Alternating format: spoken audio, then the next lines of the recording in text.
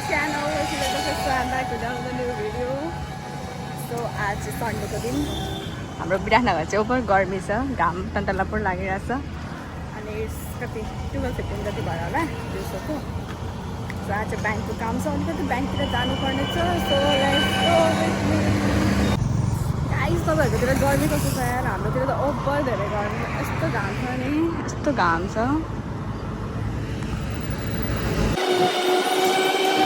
हाम्रो कञ्चनबारी चोक अनि यहाँ छ हाम्रो ट्राफिक लाइट। त्यहाँ पनि छ, म त्यहाँ पर्खिरहेको छु, अब दिदी आउँदै हुन्छ। यहाँ चाहिँ हुन्छ मेरो दिदी आइबस्नु। अब चाहिँ हामी जाँदैछौँ ब्याङ्कको काम गर्दा। भन्नाले स्कुटीमा अलिकति शीतल भयो, नभए त म त यस्तो गर्मी देखेन नि त। पासको त्यो के सोच्दै थिएँ, स्कुटीमा पनि छाता ओढ्नुपर्छ र यस्तो घाम छ यहाँ हेर्नु, घाम यति धेरै गर्मी छ बिहान। अब सायदै यतिखेर जुलेपछि गर्मी न जाडो बिहे गर्नु परेन त। तपाईँले कहिले गर्ने बिहे?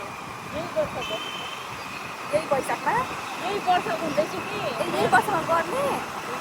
ल गाइस, हाम्रो दिदीले पनि बिहे गर्ने हाम्रो फाइदा। त्यसपछि हाम्रो पालो आउँछ होला नि, के हुन्छ हौ?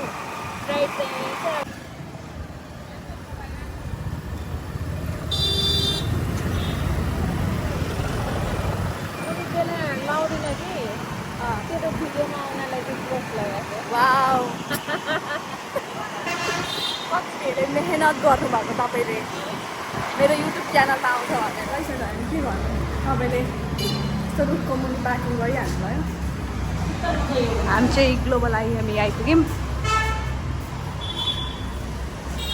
मोमो खाँदै जाने है दार्जिलिङ मोमोमा। वाउ, कस्तो राम्रो यो प्लान्ट नि। मलाई चोर देख्नुभयो तपाईँले, कस्तो चोरी हाल्नु अरे। तपाईँको मुख देखाउनु त, तपाईँको मुख चाहिँ।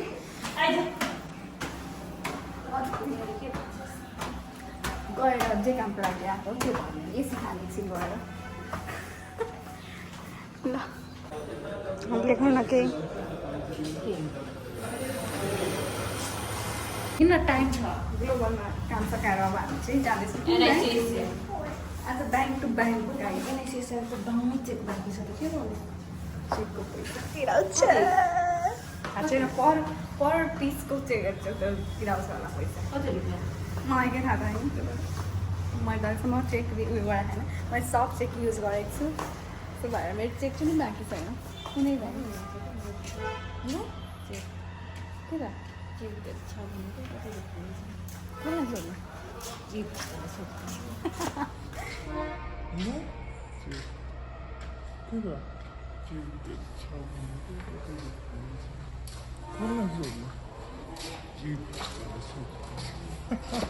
हेर्नु होला, नबेर्दा पनि नबेर्को छ त्यो। तपाईँको उयो छ होइन, काम छ। नबेर जानुपर्छ एनआइसिएसिया नि। अब यहाँनिर यहाँ ठिक छ, यहीँ जाऊँ न त।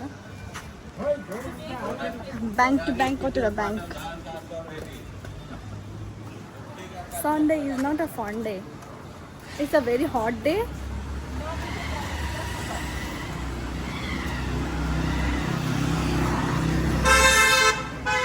बाटोमा यस्तो ठुल्ठुलो रुख भयो भने चाहिँ यस्तो रमाइलो हुन्छ क्या, हारी मिल्छ।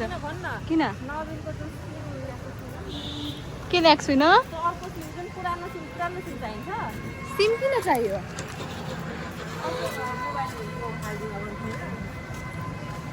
चाहिँदैन होला सिम त। हाम्रो दिदीले चाहिँ स्कुटी यहाँ ट्याक्क छहारीमा राख्नु भएको छ। अब चाहिँ हामी जाँदैछौँ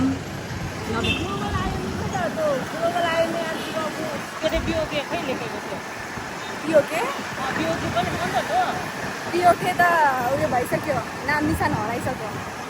मैले कुमारीको यहीँ आएको थिएँ उयो खोल्नको लागि, अकाउन्ट खोल्न।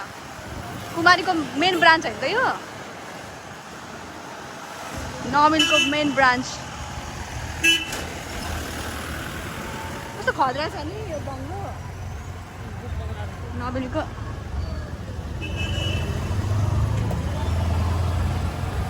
शीतलमा राख्नु दिदी भन्नु त शीतलले पनि सिद्धार्थ यहाँ रहेछ यो त ब्याङ्क लाइन रहेछ नि पुरै मलाई थाहा नै थिएन मेरो नबिलको यो हेर्नु पर्यो नि के account number account number photo छ कि छैन हुन्छन् त्यसमा छ होला केमा त्यो बुकमा कति भिडियो बनाएको त्यो पर्समा ठिक छ त्यो चाहिँ वेटिङ गरिराख्नु भएको छ बिहानहरूको घरिमा घरि ब्याङ्कभित्र छिरेर एसी खानुको मजा पनि बेग्लै छ अघि ग्लोबल लाइनमा गएर एसी खाएर आयो अब नोबेलमा कति टाइम लाग्छ अरे दिदी तपाईँको फर्म भरेपछि भइहाल्छ अरे दिदी चाहिँ फेरि फर्म भर्दै हुन्छ न्यू एक्जिस्टिङ भनेको नयाँ आएको तपाईँको अहिलेको कुन नम्बर छ उहाँको चाहिँ मोबाइल ब्याङ्किङमा प्रब्लम आएर चेन्ज मोडिफाई भनेको यो पहिला पुरानो मोबाइल नम्बर न्यू एक्जिस्टिङ भनेर पहिले कुन थियो अहिले सोधेर नि त छोडिदिनु त्यो एड्रेस हालिदिनु इमेल आइडी हालिदिनु यस्तो बिरामीहरू गएन नि घरि ब्याङ्क छोडेर यसो खाना रमाइलो भएर होला नि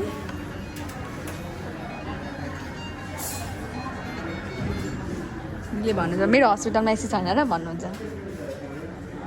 डाइलग दिनुहुन्छ होला भनेको दिनु भएन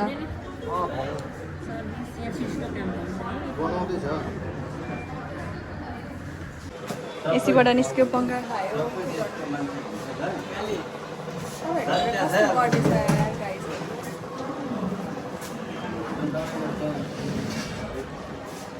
अब नोबेल ब्याङ्कमा पनि काम सक्यो पछि हामी यहाँबाट डाइरेक्ट हस्पिटल जान्छ होला गर्ने चाहिँ आइसक्रिम खाँदै जानु पर्यो अब भाइहरूको आउटलेट यहाँ पनि रहेछ गाइजहरू नयाँ आउटलेट खोलेको हो मैले देखेकै थिइनँ अब हामी कहाँ जाने कहाँ जाने मोमो खान बजार जाने सब भ्याउँदैन अब त बजार जाने म चाहिँ भ्याउँदिनँ तपाईँ त टाइम छ दिदीको अझै ढिलो हुन्छ होला नि त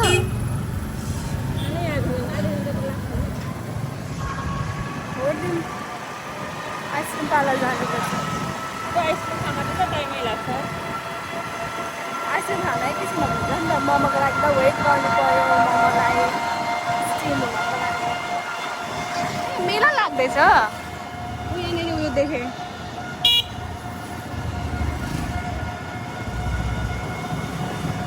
कृति बेकरी यसको नाम त पहिले किरण बेकरी थियो होइन कहिले कृति भयो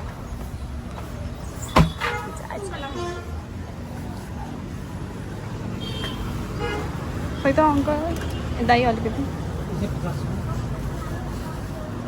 कुन खाने तपाईँ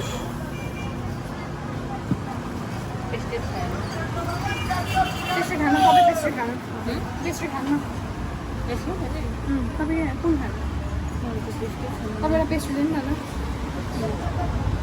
कुन खानु ब्ल्याक फरेस्ट रेड भेलभेट कुन खाने त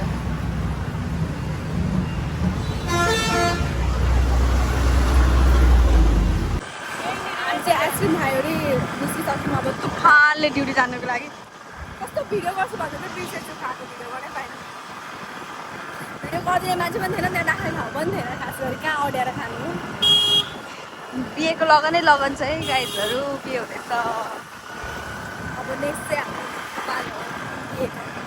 हाम्रो टाउ घमारो एक्साइटेड हजुर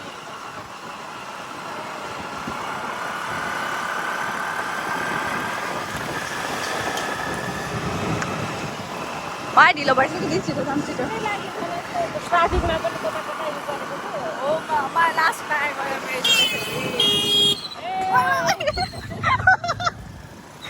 भयो मलाई माथि जानु छैन यति चाँडो मलाई हस्पिटल ड्युटी पुऱ्याइदिनु त्यति बेलामा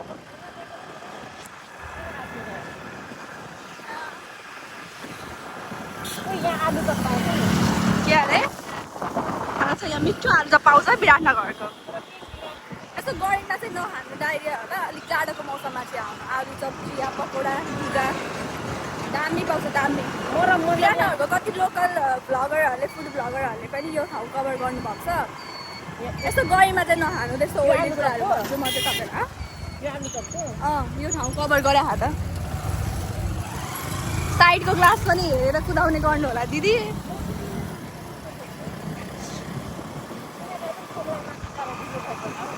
झन्डै यो बाइकले हान्यो हामीलाई यो देशी स्वाद पनि राम्रो छ है यो होटल पनि यो पनि कभर गराएछ तपाईँ चाहिँ स्कुटी पार गरेर आउँदै गर्नु म चाहिँ पुग्छु ल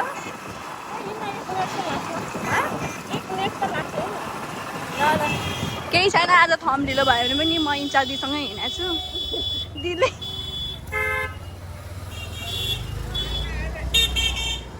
मेरो दादाले के भन्नुहुन्छ के भन्नुहुन्छ केटीहरू स्कुटी या बाइक केही कुदाइरहेको छ भने नि आफै सफल हुनुपर्छ अरे क्या हो त गाइज होइन नि केटीहरूको भर हुँदैन अरे कति बेला ठोकिदिन्छ त्यति बेला यो चाहिँ हाम्रो हस्पिटलको पार्किङ एरिया ग्रान्ड छ grand big parking area truss लगाइदिनु पर्ने नि यता पनि आफ्नै स्कुटी र बाइक त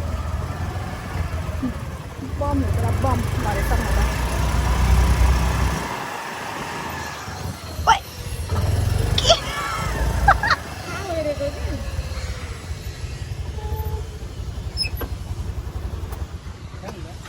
अब कुद्नुपर्छ गाइजहरू थम्याउन ढिलो भयो कताबाट छिर्ने ओपनबाट यो ट्रस लगाएको एरिया चाहिँ भिआइपीको लागि अरे होइन राख्ने म पनि भिआइपी नै हो त म पनि आफ्नो लेभलको भिआइपी नै हो म पनि आफ्नो लेभलको भिआइपी नै हो नि मुनि हेरेर हिँड्नु होला लडिन्छ फेरि सबै यहाँ कन्स्ट्रक्सनको सामानहरू